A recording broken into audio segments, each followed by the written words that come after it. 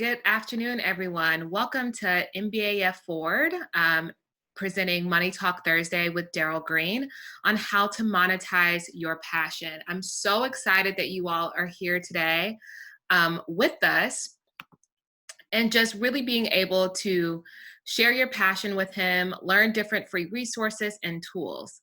And before we get started and before I share and turn it over to Darrell, feel free to interrupt. Like I said earlier, at any point throughout this presentation, we have a small and intimate class. We want to make sure that you guys get every single tool or asset that you need to be successful during this time. So let me just tell you a little bit about Darrell. Darrell Green is the Senior Vice President and Small Business Acquisition Manager at Wells Fargo with more than 25 years experience in commercial and business banking management, sales administration, strategy, and consulting. He is based in Atlanta, Georgia, and he is responsible for new business development, implementing small business acquisition strategy, and leading the small business development team in the Southeast U.S. Darrell leads a team of 11 small business development officers who serve small business customers across a 4-state region with up to $5 million in annual revenues and provide financial services, including business lending, cash flow optimization, and customized business solutions. Darrell earned a BA in business administration from Morehouse College with a concentration in banking and finance. Please join me in welcoming Darrell Green. Well, welcome everybody. Thank you for taking the time today. Again, my name is Darrell Green. I'm a small business acquisition manager, which is just a really fancy name for business development leader for the Southeast US for Wells Fargo. The goal for me today is to really do 3 things. I want to engage, I want to educate, and I want to empower you. When I say engage, meaning I want to lean in, learn a little bit more about some of the challenges you guys might be facing, and how there might be an opportunity for us to learn a little bit more about each other, what we do, and how I can help. The second thing I want to do is I want to educate you. Educate you on all of the different products and services that are out there to help small businesses either start up, run, or grow. And the third thing, which is the most important thing for me, is I want to empower you. I want to empower you by showing you where there are some free tools and resources that you might find beneficial in order to make your business start, run, or grow more efficiently and effectively. And so if you guys are ready, let's go ahead and jump into the pool. So I have a platform called WellsFargoWorks.com. As a member of Wells Fargo Bank's leadership team, one of the things we're trying to do is really get this information out to folks. Our WellsFargoWorks.com is where you can find relevant and actionable information from business experts and fellow business owners. Some of the things that we work on: we have different topics for every stage of your business of the life cycle. How to write a sound business plan. We're going to talk more about that. Effective marketing and cash flow strategies. How to build and access credit. And then other things like keeping track of competition and managing day-to-day responsibilities. One of the things that I like about our site is it's optimized for mobile. Now, you may not be a Wells Fargo customer, which is fine. Your bank should have something along these lines for small businesses, right? If you think of yourself, whether you're just a one-person creative, you have a team, you have really the makings of a small business. And so what we're going to try to do today is find out how we can monetize some of those activities for you. So this is also in Spanish for those who are bilingual. But what I want to focus on right now is our Business Plan Center, which is located on our WellsFargoWorks.com site. One of the biggest things that I see for anybody who starts a business, it is the lack of a business plan. Now, you may be saying, hey, I'm an artist. I'm into visual arts. I'm into digital arts. I have a daughter, my 15-year-old. She loves to paint. She loves to draw. Why would she need a plan? Well, a plan is a living, breathing document. It helps you do 3 things. It tells the reader where you've been. It tells the reader where you're at currently. And then it tells the reader where you're trying to go, which are all super duper important, okay? If you have a plan, what it allows you to do is it gives you a path to follow, right? Plans are really, really simple now. What is key to it is the information that either you have in your head or in your heart, it has to come out and get on paper. Now, some people think of plan and they're quickly, oh, Darrell, this is too much. I don't really have time for that. I don't like putting all that information in. I will tell you this, there are tons of templates out there that are free. This is just one example of them. So when we talk about the power of a solid business plan, what does it really do? What does it communicate? It communicates your operations, your market analysis, if you have a marketing plan, if you have financials. All of these things are showcased in your plan. So your business plan, again, is your tool. It's your key tool to tell everybody everything about your business. The first piece would be your executive summary. This is where you're telling who you are and what's going on, what you're trying to sell in a nice, concise sentence or two. Company information. Again, you may be a startup. You may have been in business for a while. You may be thinking about going into business, but just the background on what your business is. Is it an LLC? Is it a sole proprietorship? Where was it incorporated at? The state, things like that. Good information to know. And analysis, again, we're going to talk a little bit more about what is called a SWOT analysis. What are my strengths? What are my weaknesses? What are the opportunities in the market? And what are the threats? Marketing, who am I trying to really get to take my product or my service? Who am I focused on? Financials, super important. If you don't have financials or don't have good financial practices, I would strongly recommend that you either sit down and take a look at a QuickBooks program if you're not familiar with that. They have a really good program for small businesses. QuickBooks can be downloaded online, and you can use simple prompts to go ahead and set that up. So again, the business plan is designed to be revisited, updated, and most importantly, share it. Don't put all that work into a plan and never share it with anybody. One of the things about the plan that I like to do with people is I like to get feedback. Feedback is a gift. Every time you show your plan to someone and they give you feedback, think about the feedback that you're getting and how can you incorporate that feedback in your plan? Or is the feedback that I'm getting not applicable to my plan? But you still need feedback. Don't keep asking your friends. Don't ask your bestie. Stop asking your fraternity brother, your sorority sister. Stop asking your mom. They are great. But what you really want to do is you want to get that outside opinion. You might want to take it to a peer. You might want to take it to a vendor. You might want to share it with a customer just to see how somebody else views your plan. Okay.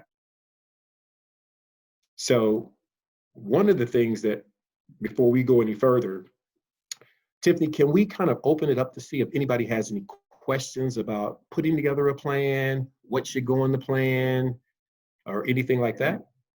Yes, absolutely. I mean, I think, as someone who's written a business plan, I would love for you to kind of even dive into how do people even like first just get their ideas on paper? Like how do you identify, something that is viable as a business versus just like a side hustle or project?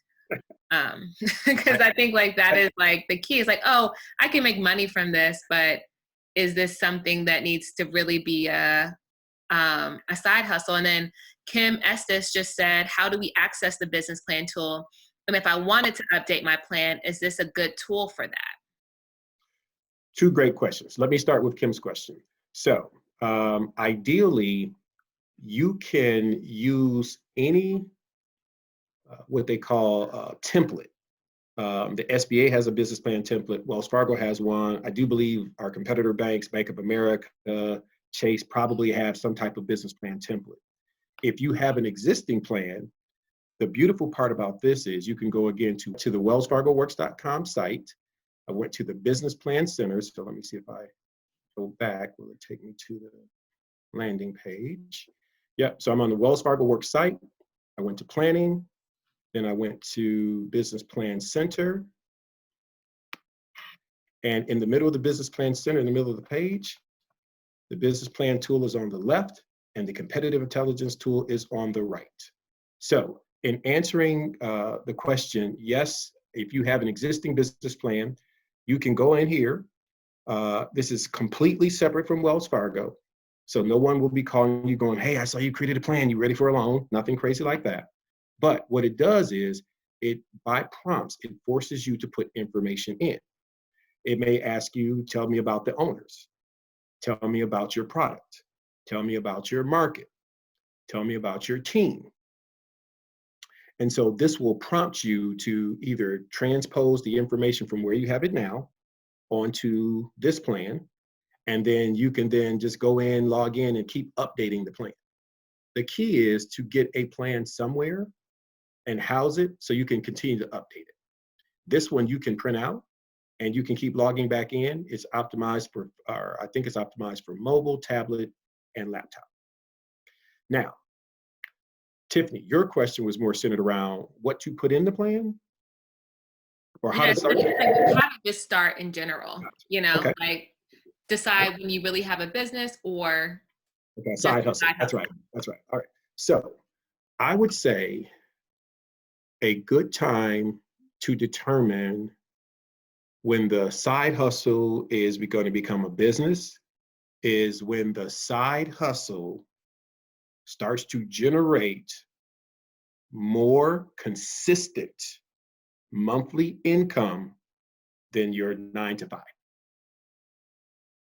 Again, consistent income month over month. So if you're a creative, Tiffany, what do you create? Yeah, I currently am an artist. I sell my work online, and then I run an art organization called Tila Studio. So we support Black women artists in the city. Okay, so you do like paintings? Yes, paintings. Okay, so let's take Tiffany, for example. So Tiffany's been painting for a while. She's got a certain number of pieces that are finished. She's maybe done some commission pieces for some friends. And she also has a full-time job, 9-to-5, doing something fabulous like she is, okay? I would say when Tiffany gets to the point where she's starting to sell multiple pieces a month that cover 1.5 times what she is bringing in now on a monthly basis, that might be, in my opinion, the best time to consider going to that full-time. The reason I say that is because of this. In creative world, it is not consistent. I've been buying art for 20 years, 30 years. Some years, sometimes I go 5, 10 years without buying a piece. Sometimes I get on a roll, I'm buying a piece every other year. Sometimes I bought pieces in multiple pieces in a year. So trying to be consistent with something like that is a challenge until you, of course, get your brand out there, your name, your reputation. And then when people start doing commissions and you start attending events and selling things, then that makes sense. But until then, keep it as a side. That way, you've got 2 streams of income. Now, one of the things that I always tell people, try to work in the field of your passion and get paid from somebody else while you're still on your passion grind on the side. So what does that mean? If Tiffany were unemployed right now, I might say to her, listen, why don't you either A, go see if you can get a job at gallery, an art supply store?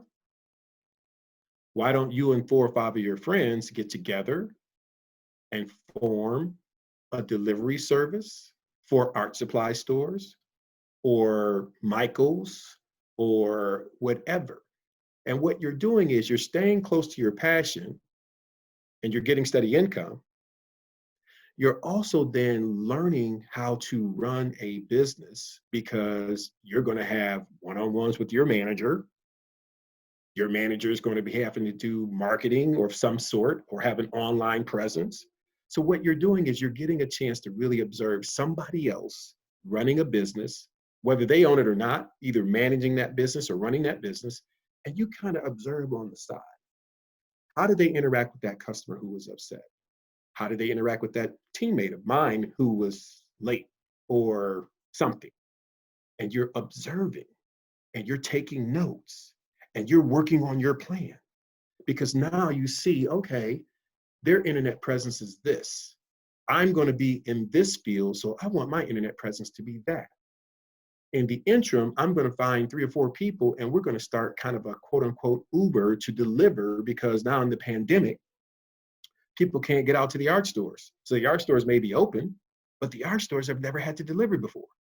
So maybe you and 3 of your buddies get together, and y'all have got cars, y'all in different parts of the city, and you come to them like, we'll deliver, we'll pick up and deliver for people if they don't have curbside service. Most art places, galleries, whatever, they're not thinking like Best Buy. So they don't have a curbside service ready to rock and roll. That could be something you can bring to them. Showing their stuff via Zoom. If some of you've got Zoom skills, I'm working on mine, but man, helping that art store, that gallery do a Zoom video presentation. I was telling Tiffany, we've been rocking with DJ D Nice on Sundays, I do believe. Imagine if you partnered with the DJ and had your pieces out there. Again, on the side, while you're still getting paid 9 to 5, working on your business plan and letting somebody else pay you to do that. Tiffany, does that answer your question? That was really, really great. Thank you. All right. Next up, I just want to turn our attention a little bit to something called the competitive intelligence tool. The competitive intelligence tool is really, really cool. For some of you who are in different things, this is a great tool to see who your competitors are.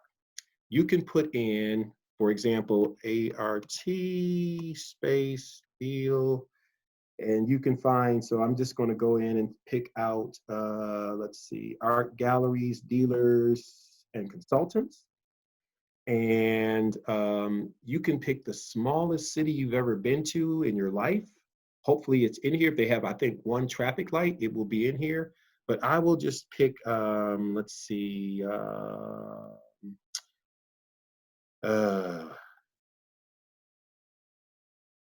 see, Wiregrass, is that right? I don't have my readers on. W-I-W-I-R-E.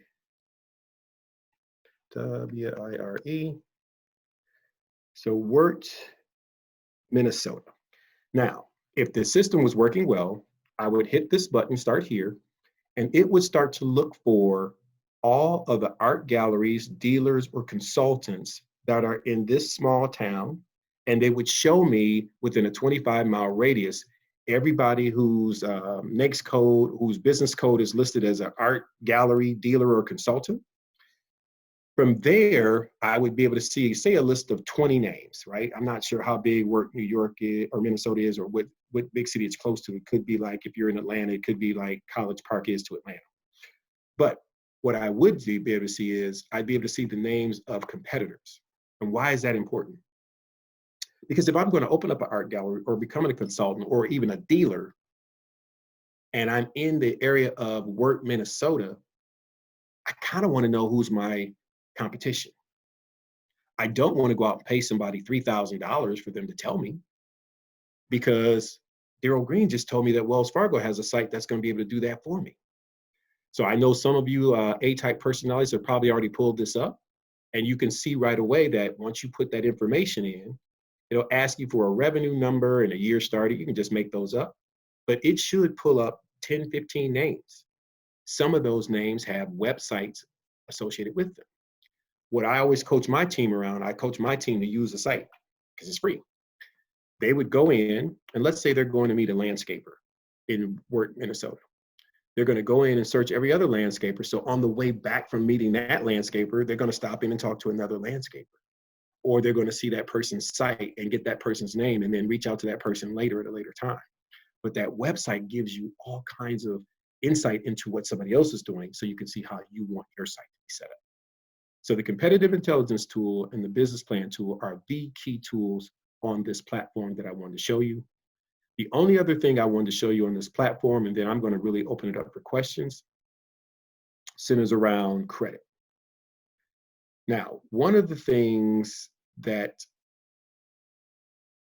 is really challenging when you go to credit, it is really comes down to finding the right credit for your needs.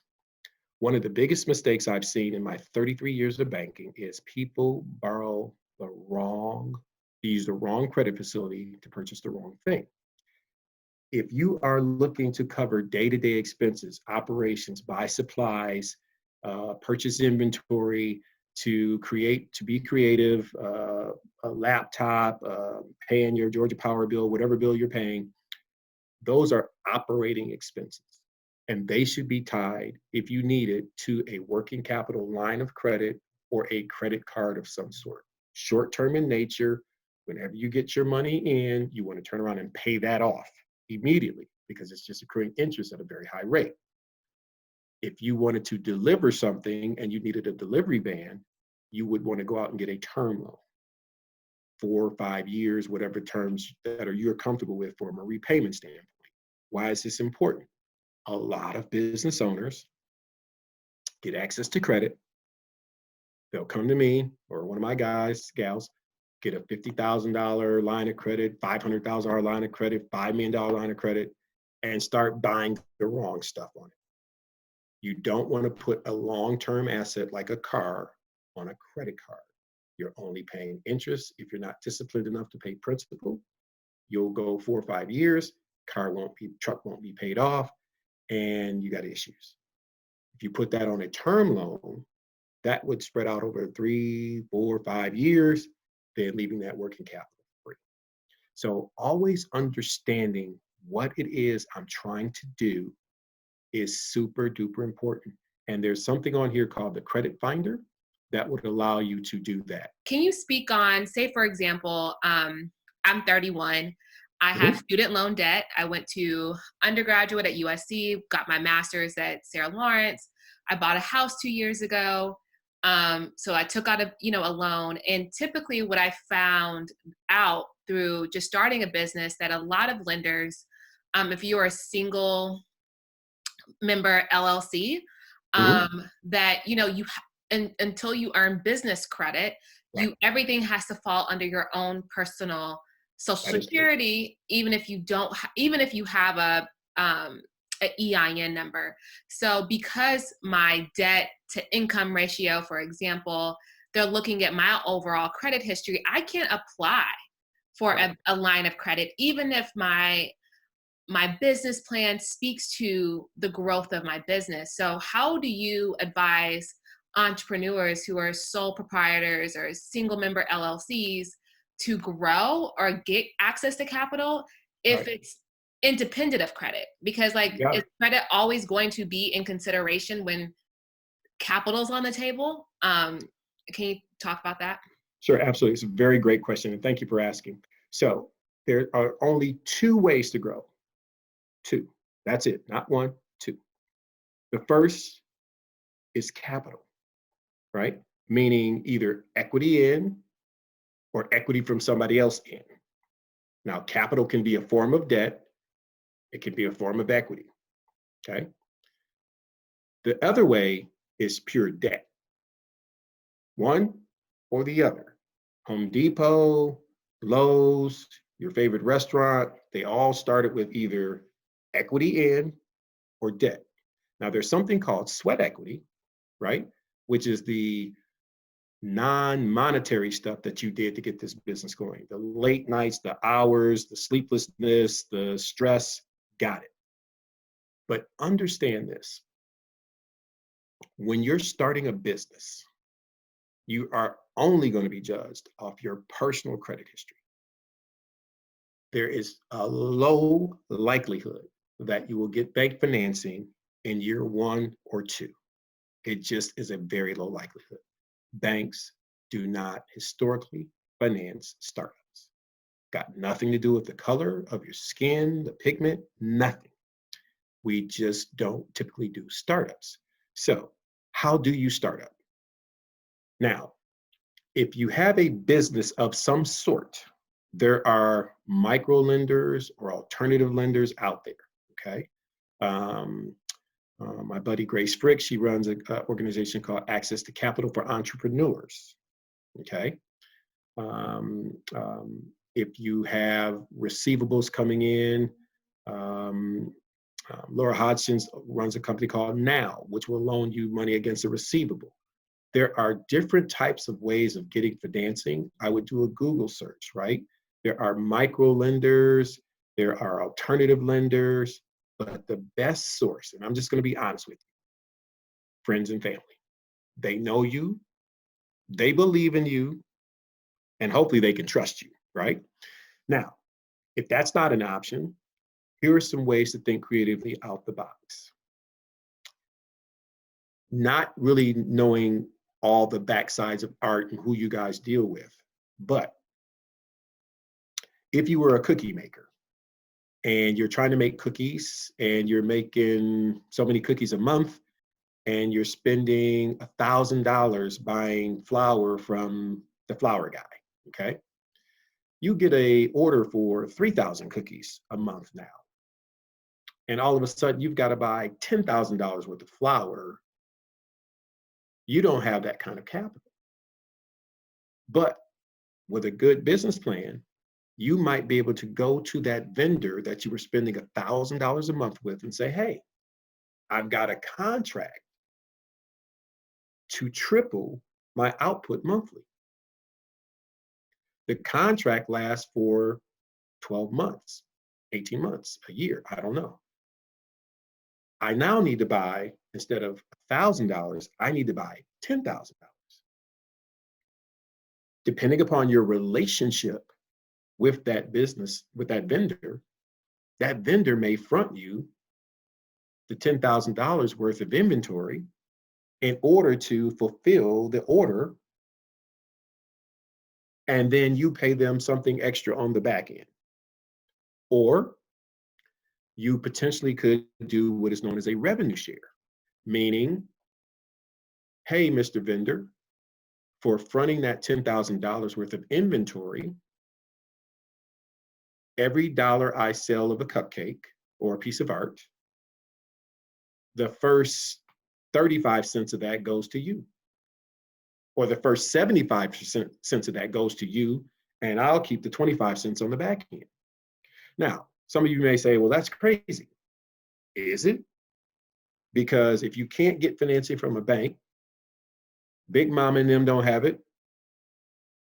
Uncle Joe, who may have it, may want to charge you a ridiculous amount of interest rate.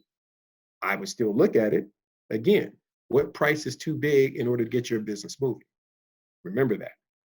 On the flip side, that vendor may say, hey, this would give an opportunity for you to go from 1,000 cupcakes to 3,000. I'm going to invest in your business by fronting you the inventory. And in return for that, maybe you give me 15%, 20%. Or the flip side, you vendor, because you put up all the money for the inventory, which made this happen, you take 75% and I'll take 25%. What difference does it make as long as you get the product to the people and you're moving forward? When you're in a position where you don't have capital, sometimes you may have to bite the bullet and pay a little bit more on the interest side in order to get access to it, with the ultimate goal of wanting to become more traditionally bankable. So for the first 2 years, you may have had to work with your vendor for financing, friends and family for financing, one to this micro lenders for a little bit here, a little bit there, and you put it together. But over the next 2 years now, you've built up what? Financial history. So now you're prepared to go back into the bank and say, hey, this is what I want to do. So let me just, Tiffany, if you don't mind, let me just take another minute to kind of walk people through that, if you're okay with that. Absolutely. Go ahead. So the most important thing you can do, get your personal credit history together, right? Then, number two, put together a business plan. Number three, start shopping that business plan to friends and family. Then as you're getting that business launched, if you do, great. If you don't, make an appointment to sit down with a banker and get their feedback. I would start with where I bank personally. Let's say you want to build a building or buy a building and put a gallery up. You take your plan into somebody in May, right? But you're not thinking about opening up until September. But you give it to me in May, I get a chance to read it. I'm not under any pressure. You're not asking me for money. I can look at it when I have time. I can give you feedback. So you've got feedback from the bank. You've got feedback from your partners. You got feedback from family and friends. You got feedback from your vendor. You're steadily tweaking and tweaking and tweaking. You're steadily working on the side, right? You're still at the art place, doing all these things. And so when September rolls around, you might have stopped back in and said, hey, there were some great recommendations you made, Darrell. I made a couple of tweaks and changes. I got some other good information. And so instead of doing this, I'm doing this, boom, boom, boom. Give me another updated copy in July. Then when September rolls around, you've got a really good business plan. And depending upon what the situation is, you might have already hooked up with a micro lender. So now we've built up a relationship so that within a year or so, when you come back and sit down with me, you're not a stranger. Our biggest mistake is we walk into a bank unprepared, without a plan, high expectations that because there's a government program out there, I should be entitled to the money. Where's my check? Doesn't work like that. You have to have your stuff together. So with that said, Tiffany, I'd like to open it up and see if people have questions. Now's the time to ask all those questions you've been wanting to ask and maybe never really wanted to ask in person. We can do it this way and keep it moving. Awesome. So if you want to unmute yourselves, you can go ahead and ask questions, or you can drop your questions in the chat and I'm happy to read those for you. Hey, this is Kim Estes. Can you hear me? I just unmuted myself. Yes, we can Yes, hear I you can hear loud you. and clear. Cool. Okay. So thanks so much. This is really super helpful. And I just had a question because I started my business in '95 and then I've kind of like dropped it, started it again, not dropped it, just put it to the side and did sort of the same type of work full time. Because I kind of did it around when my kids were little. So now last child grown, I'm fully in. Does that affect the lending? So my lending, so my personal credit is fine, but that doesn't matter if the bank doesn't give loans to businesses that are 1 or 2 years old, or will they go back to my kind of business was established in '95 in Washington, D.C., and these are the projects I did there, these are the projects I've done in the interim, or will it just be now? No. What you did in '95 is great, but it's not relevant today. Right. The only thing that we're going to be looking at is what has happened over the last 2 years. Okay, so that means I'm starting at the beginning. So then, and I think this might be relevant to everyone. So with the small SBA loans related to COVID and under the CARES Act, your bank is no exception. Y'all were overwhelmed, and so was SBA. So the not getting funding through that for a small business that's been in business for a year or two would probably mean that we won't get funded in next year, without that CARES Act. Is that what I'm hearing? No, I would say that funding for a startup is a little bit more challenging. I would probably look at a smaller community bank. I would probably look at where am I banking now? They probably have some type of small business area. I'm not saying that a startup can't get financing. I'm just saying the probability of it of getting financing is going to be a lot less. But Okay. what you can probably do is based off of your personal credit, you might be able to qualify for a, a small $5,000, $10,000, $15,000 credit corporate card or working capital line. Anything you need to get credit established in the business name, if that's available from a traditional larger bank, I would try to take advantage of that and then slowly build my credit up over the next year or two. Okay, so does it make sense to not then use my personal card, but to just maybe close one of those and open the account as a business account? I mean, you can use your personal card, just hang on to all your receipts, and at some point you'll be able to show that. But if you can get something in the business's name now, I would try to do that, even if it's only a couple $1,000s. And it could be small, like a Home Depot or a vendor card or something. But you're trying to establish that credit, if you will, because at some point, just like a business will have what is known as a paydex at some point. Not all businesses have them, but a lot of businesses have what is known as a paydex score, which shows how you pay back your bills and things of that nature, your history. Mm-hmm. And so your paydex score will be, it's like your FICO score. But that's down the road. But I would say if you have an opportunity to establish credit with your existing bank in the business name, absolutely. Just understand that most business owners are going to be personally guaranteeing any type of credit facility to their business. Right. Okay, good. Does that answer your question? So yeah, it's a great answer. Thank you so much. You're more than welcome. What other questions are out there? I know somebody's got a question. Hey, Mr. Darrell. My name is Hey, Cedric. I have a question about more so containing to the business credit. So Okay. I want to know, is a what you call those things, the D&B numbers, the Dave and Bradstreet? The Dun and Bradstreet? Yes. Do you think that's important to have just for the future for getting like business credit or loans or anything? Or what's the purpose of a D&B number if everything's always attached to your personal credit?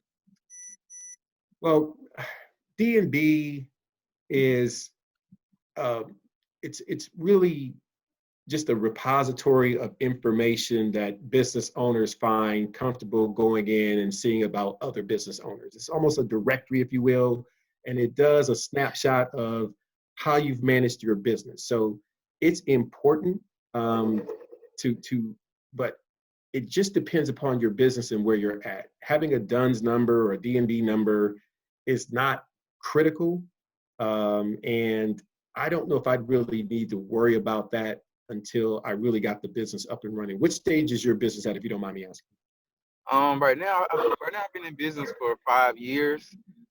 Okay. Like for me personally, I don't really need any loans or anything. I'm just curious, like I want to be able to protect myself because every time I apply for any kind of credit card or anything related to my business, they always ask for my personal social security number, which you were just talking about that. And like I was thinking that I was told that a DMV number would replace them asking for my social security number. But I heard that it wasn't true. So I'm like, what's the point? True. What's the point of a DMV number then if it's not going to do that? Right. Like I'm not, I've got 11 people that work for me. And we're not gonna like substitute a DNB number versus your social security number. So I would not worry about that right now. But I heard you say you're not really relying on credit or debt right now, which is fantastic. So congratulations to you for that. And just to piggy off on Cedric's question, Darrell, I had a question about something that like Wells Fargo offers is, to build your business credit. So eventually you can maybe be ready for a business line of credit. This may be helpful for Cedric if he wanted to set himself up in this way. Like, isn't there a way where you can almost get like a credit card, but you can put money on the limit of the credit card, so somebody was trying to explain that to me. So I was like, I don't know what this is, to start building that up to show, hey, I have a consistent payment history or like things like that. Yep. You can do a cash secured card, if you will, if you don't have any other means. But I will tell you this, if you've handled your personal credit, you should be able to qualify for some small amount, right? But ask yourself the question, have I handled everything? Now, what I find is people are extremely frustrated when a credit search is done and there's something minor on there that they might have overlooked or forgotten, and it holds them up from getting something done. So that's kind of the challenge out there, right? Is, Blockbuster's been gone for what, 10 years now? I think there's one left somewhere. And that Blockbuster left a, mark on your credit because you forgot to rewind. Who knows, right? But understand your credit. Don't be in denial about it. If you see your score is 680, focus on how you can get it up to 700. If that means reducing the amount of personal credit cards before you start that business, focus on that. Don't walk in there looking for something knowing that your personal credit is not where you know it should be. That would be the first thing I would tell anybody. The second thing is, again, as you're starting up, think about what your business does and can it be done either online or with as little out-of-pocket cost as possible. If you think about where we're at right now with this pandemic, leasing a retail storefront to showcase my art in what part of the city makes sense right now versus you and a friend investing in a great laptop, a giant monitor, and you guys showcasing online your artwork through Friday art parties, sip and see. Create something, right? You and 3 or 4 buddies get together, host something, try to drum up revenue that way. Then as you start getting revenue in, then I would look at trying to start obtaining credit. Your credit is going to always start with your personal credit.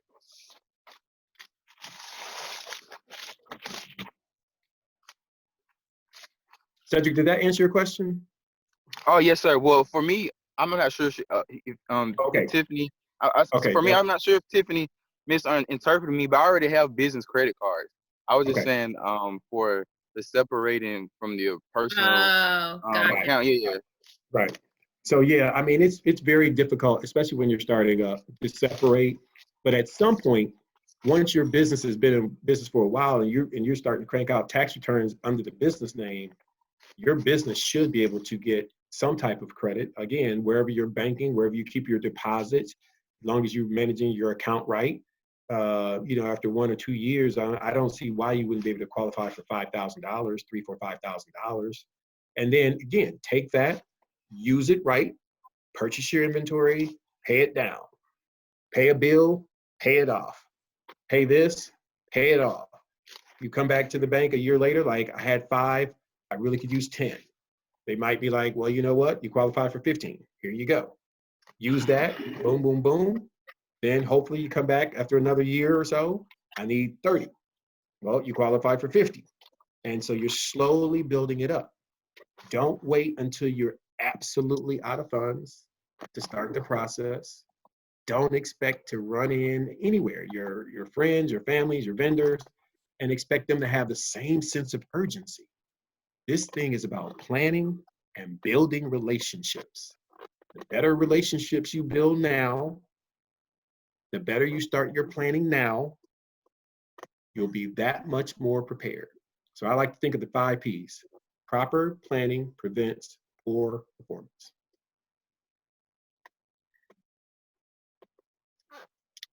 Yes, sir. And thank you so much for having this talk with us. I really Absolutely. enjoyed listening. I feel like you can always learn something new, Absolutely. with some of the tips you left. Absolutely. Tiffany, any other questions out there? No, I think that's it. And Darrell, I don't know if you have a final word or two, and if you want to share your contact information or any information some lasting words before we go ahead and close out this amazing session. Just thank you all for tuning in and spending an hour with us. And we really wish you a safe and wonderful weekend. But thank you, Darrell, and I'll go ahead and turn it over to you. Thank you. Thank you very much. Listen, everybody, thank you so much for the opportunity to spend some time with you this afternoon. I greatly appreciate that. I would tell you this. I've learned that entrepreneurs have two things. They either have a skill and or a passion. Do not ever let anybody take your skill or passion away from you. You will always have that. But please plan properly to prevent poor performance. Tiffany has my contact information if you all need it. I am available. Please give me a holler. Let me know how I can help. Thank you all for your time today. Please stay safe, sane, and sanitized. Y'all have a wonderful rest of y'all's day.